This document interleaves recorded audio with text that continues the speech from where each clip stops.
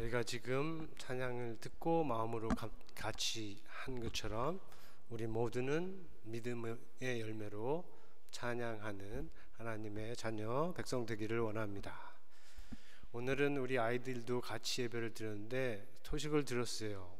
지난주로 우리 가스펠 프로젝트를 마쳤다고. 지난 2년 동안에 선생님들과 함께 쭉 해왔는데 지난 주로 끝났다고. 너무 축하합니다. 한번 우리 축하해 주기를 원해요. 아이들과 초등부 어린이들과 선생님들 자리에서 한번 일어나 보시겠어요?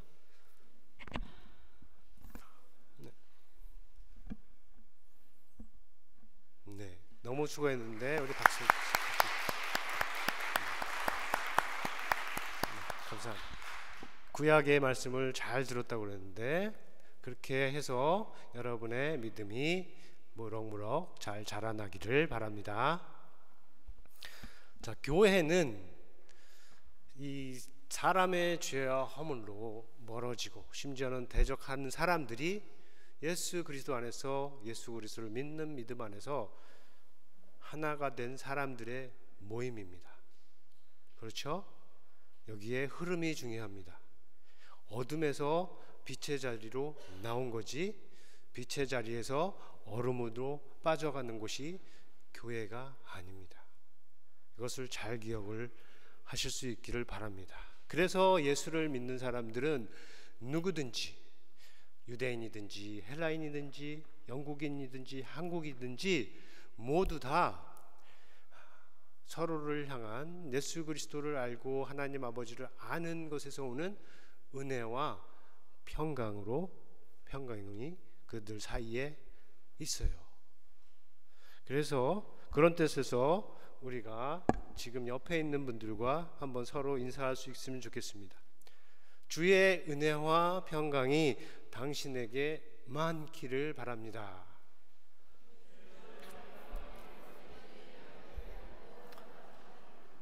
네, 지금은 가까이 있는 분들하고만 인사를 했지만 이제 끝나고 교제 시간을 갈 때 또 교제를 넘어서 일상으로 돌아갈 때도 서로에게 나눌 수 있는 마음의 인사가 될 수 있기를 바랍니다. 오늘 본문이 담겨 있는 이 베드로 후서, 베드로 전서와 함께 전하는 사람이 있고 받는 사람이 있는 하나의 편지, 서신입니다.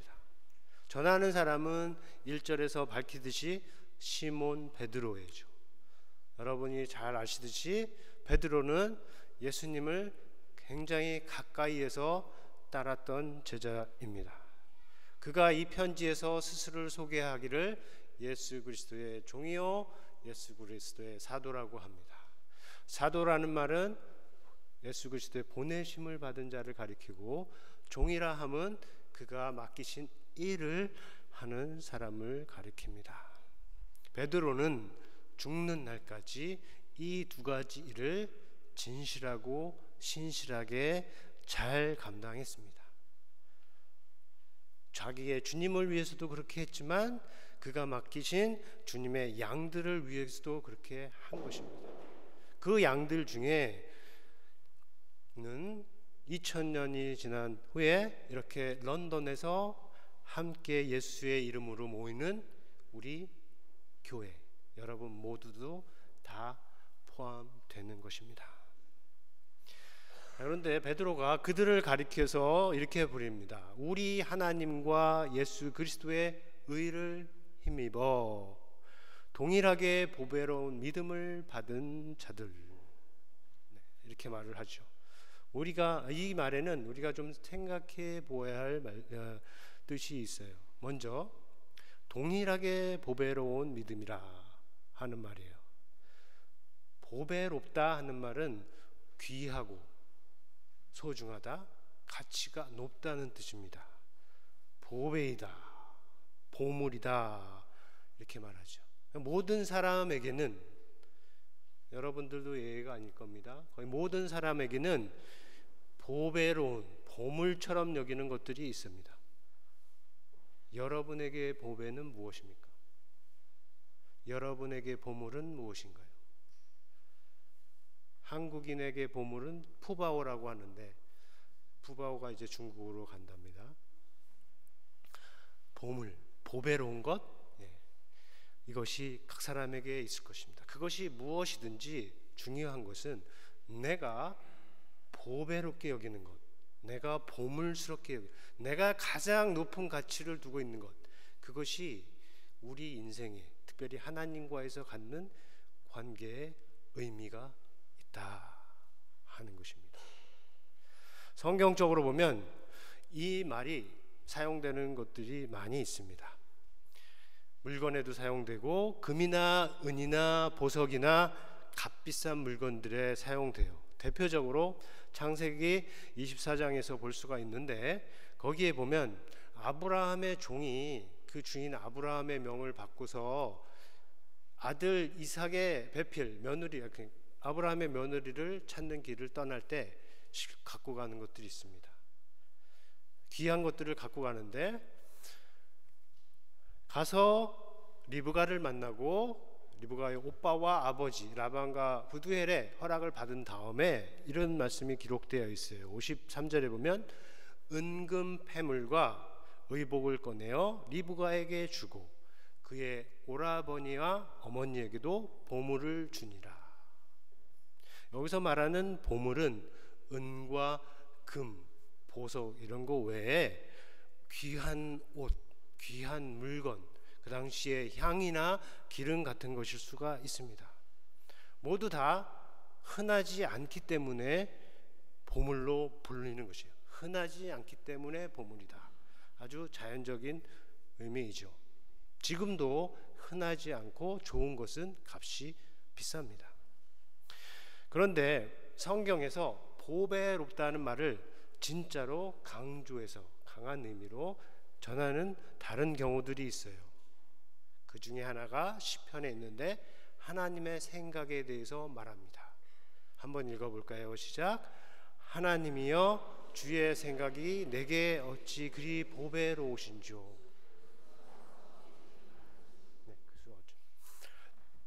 여러분에게도 있는 고백이기를 바라는 그런 고백이죠.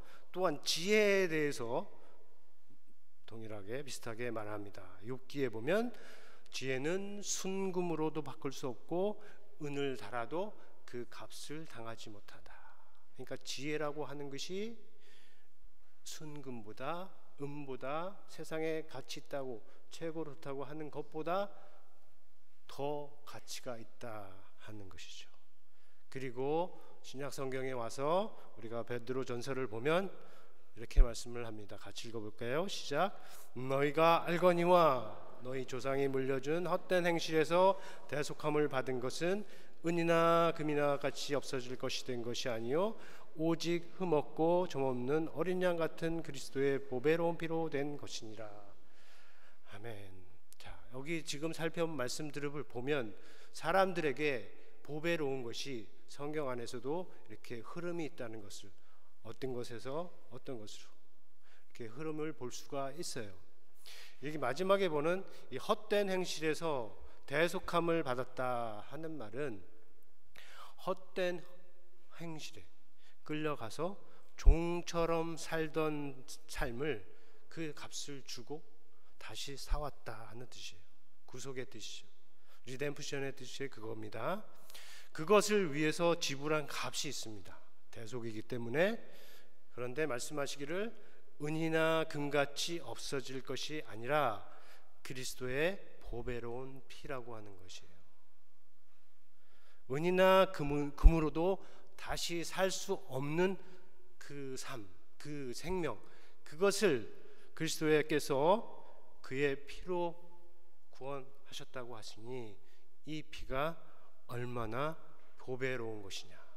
보배롭다라는 말로도 다 표현할 수 없을 만큼 보배롭다 하는 뜻입니다.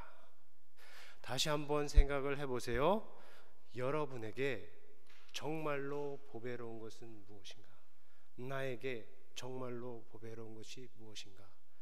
성경에 좋다, 선하다, 아름답다 하는 말이 있지만 또 한번 우리가 잘 기억해야 될 맛이 이 보배롭다 하는 말입니다. 왜냐하면 같이 하고 연결되어 있기 때문에 그렇습니다.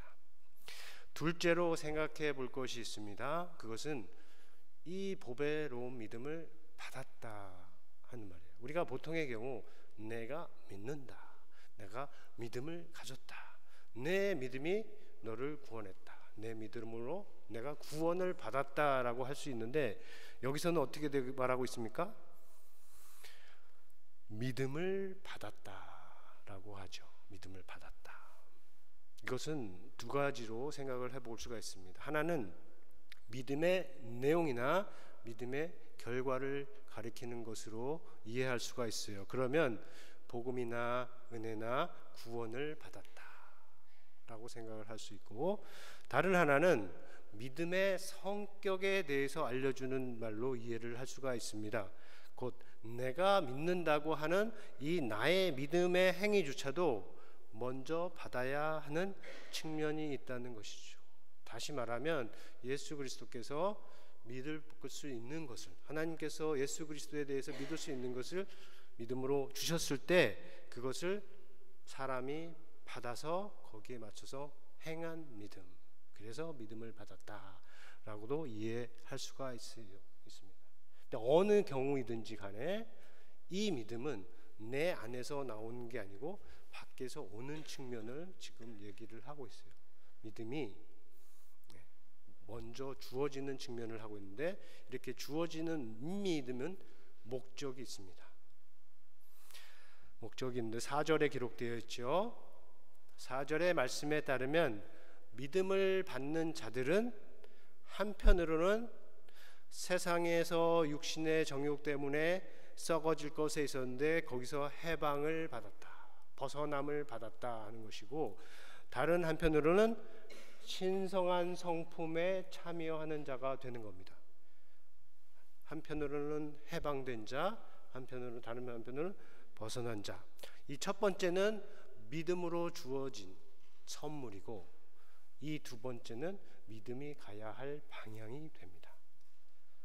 벗어난 것은 믿음으로 얻은 구원이고, 신성한 성품에 참여하는 것은 믿음이 가야 할 방향, 믿는 자가 가야 할 방이다 하는 것이고. 자, 여기서 신성한 성품이라는 말이 있죠. 그렇게 번역하고 있는데 영어로는 뭐라고 하고 있습니까? Divine Nature라고 하고 있죠. 그래서 이 말은 신성으로 이해하는 것이 좋습니다. 캐릭터보다는 네이처로 이해하는 것이 좋아요. 물성이 있고 죄성이 있고 인성이 있고 이렇게 한데, 자, 물성이라고 하면 물질에 기본적으로 속한 속성, 본질, 구성 이런 것 가리키죠. 신성이라고 하면, 여기서 말하는 신성이라고 하는 것은 하나님께 속하고 하나님께로부터 오는 것을 가리킵니다. 그 신성에 참여하는 자가 되는 것이 복음을 믿음이 주어진 목적이다. 자, 우리가 어린이들도 포함해서요, 이 물성만 아니라 신성 그리고 영성도 잘 알아야 합니다. 이 세상에는 눈에 보이는 것만 있는 것이 아니고, 눈에 보이지 않지만 눈에 보이는 것 이상으로 진짜 있는 것들이 있어요. 남자와 여자가 있죠. 사랑과 미움도 진짜로 있는 것입니다. 우리가 여기 다 모였죠. 눈에 보입니다.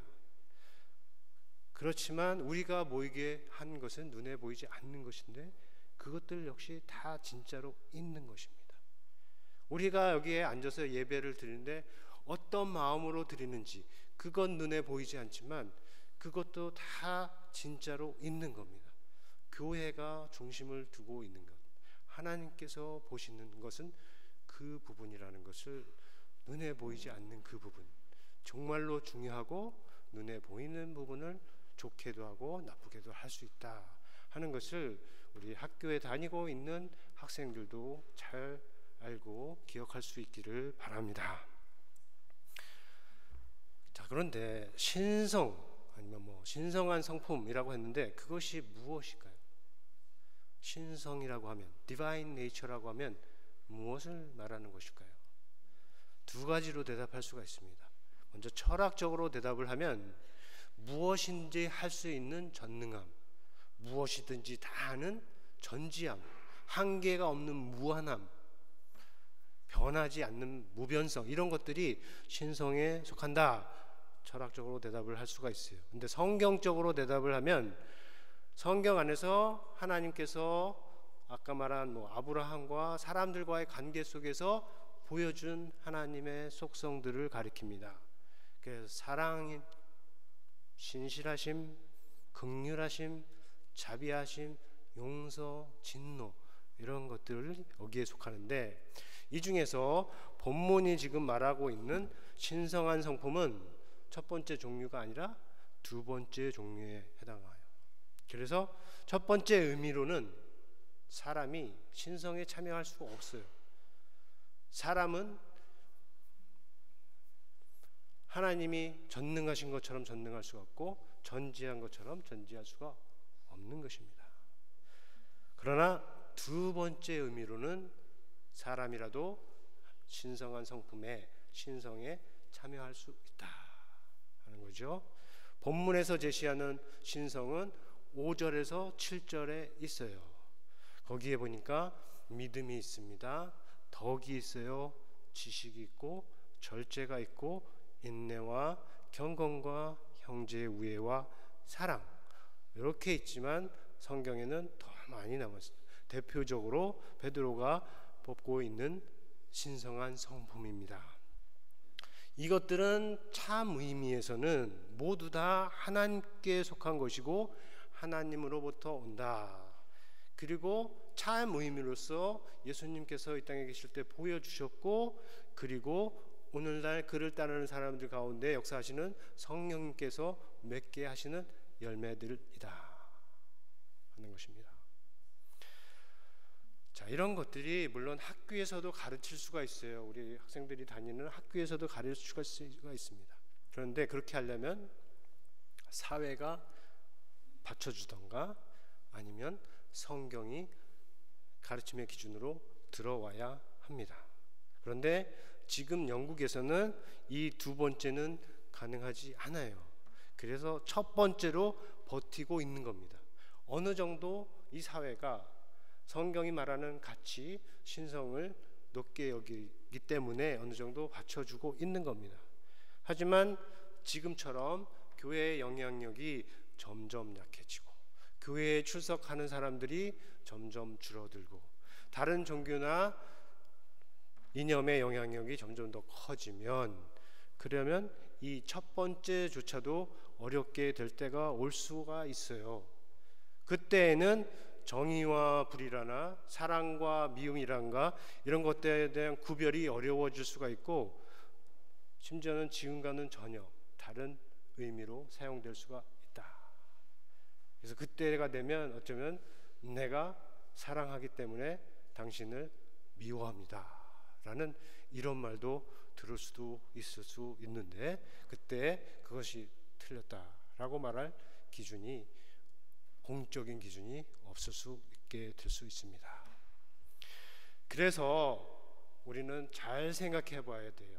우리 학생들도 한번 생각할 수 있으니까 잘 생각해 보기를 바랍니다. 우리가 지금 이렇게 모였어요. 보이지 않는 하나님을 믿는다고 모였어요. 보지도 못한 예수님을 사랑한다고 모였습니다. 평일도 아니고 쉴 수 있는 일요일에 이렇게 모였어요. 설교도 쉽거나 재미있거나 편한 강의 같지 않고 어렵고 불편한 부분 내용들도 담고 있어요. 그래서 어떻게 보면 우리가 하는 모든이 굉장히 구식처럼 보일 수 있다는 겁니다. 올드 패션드하게 보일 수 있어요. 누가 오늘날 현대인들이 이런 자리를 과연 좋아할 수 있을까? 어떤 면에서는 여러분은 성령님의 인도하심을 받은 겁니다. 살아계신 하나님의 인도함을 받지 아니하고는 이 자리에 오기에 쉽지 않은 시대를 우리가 살아가고 있는 거예요. 하지만 잘 생각해 보라고 했습니다. 우리가 모이는 이 자리에 세상을 살리고 우리 후손들을 정말로 위하는 길이 항상 있다 하는 겁니다. 가장 올드 패션드한 데서 가장 뉴 패션한 게 나올 수 있다 하는 것입니다. 성경적으로 하나님께서 항상 그렇게 해 오셨다. 이스라엘을 새로운 길로 가르쳐 주실 때는 항상 과거를 가르쳐 주셨고, 그 과거로부터 현재를 보게 하시고 미래를 열어가신 것이 우리 성경의 하나님입니다. 잘 생각해 보세요. 세상에 평화를 주는 것이 힘이 아닙니다. 힘이 아무리 많다고 해서 세상에 평화가 있는 것이 아니에요. 멋진 몸을 만들려고 열심히들 내는데 멋진 몸과 아름다운 외모는 건강과 별다른 문제입니다. 세상에 부가 많아지고 돈이 많아진다고 해서 더 살기 좋고 더 풍요로운 것은 아니에요. 그늘에 가려지는 사람이 더 늘어날 뿐입니다. 또 과학기술이 세상을 구원하기보다는 잘못되면 세상의 멸망을 더 빨리 당길 수가 있어요. 우리가 사는 현재 인류 역사상 아마도 가장 소비적인 시대가 분명합니다. 이렇게 많이 만들어내고 또 이렇게 많이 사용하던 시대가 이전에는 전혀 없었는데 앞으로도 얼마 동안 이것이 지속될 수 있을지, 이 지구가 얼마 동안 이것을 버텨줄 수 있을지 의문스럽다 할 수가 있어요. 힘도 있어야 합니다. 과학도 발전해야 하고 기술도 좋아져야 합니다. 모두 인간의 유익을 위해서 필요한 것들입니다. 그렇지만 또한 덕이 있어야 하고 지식과 절제와 인내와 경건과 형제의 우애와 사랑도 있어야 하죠. 그것들이 어디에 있습니까? 그것들을 어디에서 얻을 수 있습니까? 그것들을 인정하는, 그리고 그것들을 가르치는 곳에 있고 얻을 수 있고, 우리가 예배하고 찬양하는 하나님 아버지와 예수 그리스도 안에 있습니다. 우리가 알고 인정하죠. 교회는 언제나 부족합니다. 교회에 나오는 사람도 언제나 부족해요. 우리 교회 모두도 다 부족합니다. 절대적인 기준을 들여대면 저 또한 부족하고 제가 아는 많은 분들도 다 부족한 부분이 있어요. 그럼에도 교회가 세상의 희망이 될 수 있는 이유는 여전히 부족하고 연약한 이 사람에게 있는 것이 아니라 그들을 그리스도의 예수의 피로 사신 하나님에게 있는 것입니다. 그 하나님을 인정하고 믿고 찬양하고 경배하는 자리이기 때문에 이 자리에 희망이 있고 세상에 소망이 있다 하는 것입니다. 그 자부심이 여러분 안에 있기를 바랍니다. 그러나 그렇다고 하더라도, 우리가 다 부족하다고 하더라도, 교회가 정말로 부족하다고 하더라도, 교회 밖에 착하고 능력 있고 멋진 사람들 많다는 거 우리가 알지 않습니까? 교회 안에 부족하고 연약한 사람들이 더 많다는 것도 알지 않습니까? 그런 건 아는 것. 그렇지만 교회에 모인 사람들, 믿음 안에서 모인 사람들은 마땅히 해야 할 일이 있어요. 본문이 두 가지를 가리킵니다. 하나는 더욱 힘써 믿음에, 이건 이 부분은 같이 읽겠습니다. 더욱 힘써 믿음에, 덕에 지식을, 지식에 절제를, 절제에 인내를, 인내에 경건을, 경건에 형제의 우애를, 형제의 우애에 사랑을 더하라.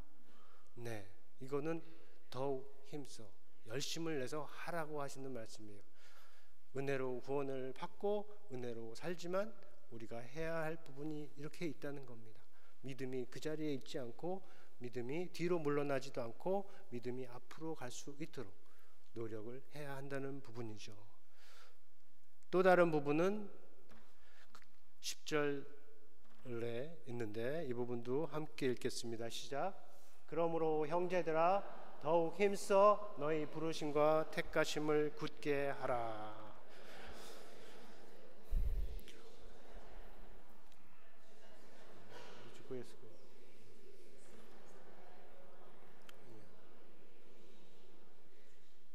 부르심과 택하심을 굳게 하라. 그렇게 하면 이 땅에서 살 때에 넘어지지 않을 것, 실족하지 않을 것이다. 이 땅에 살 때 넘어지지 않을 것이다. 그리고 하나님 나라에 우리 주 예수 그리스도의 영원한 나라에 들어갈 때는 아주 넉넉히 풍성하게 부유하게 들어갈 것이다 하는 것입니다. 베드로가 그것을 바라보았습니다. 우리도 그것을 바라볼 수 있는 주의 백성이 되기를 바랍니다. 끝으로 사랑하는 성도 여러분, 그리스도의 피가 보배로운다 하는 말은 그리스도께서 보배롭다 하는 말이며, 그를 믿는 믿음이 보배롭다 하는 말이며, 그를 따르는 그 사람이 보배롭다 하는 말입니다. 그런 뜻에서 저와 여러분이 모두 하나님께서 보시기에 보배로운 사람 되기를 예수의 이름으로 축원합니다. 그런 뜻에서 옆 사람에게 서로를 바라볼 때 당신은 보배로운 사람입니다. 그냥 아니고 참으로 보배로운 사람입니다. 우리 옆에 있는 분에게 한번 인사를 나눠볼까요? 당신은 보배로운 사람입니다. 참으로 보배로운 사람입니다. 네. 지금 예수님을 믿기 때문에 보배로운 사람이기도 하지만 앞으로 믿을 사람이기 때문에도 보배로운 사람이에요. 그런 눈으로 여러분이 서로를 바라보고 세상의 사람들을 바라볼 수 있기를 예수님의 이름으로 축원하고, 우리 들은 말씀 생각하면서 거듭의 기도 시간 갖겠습니다.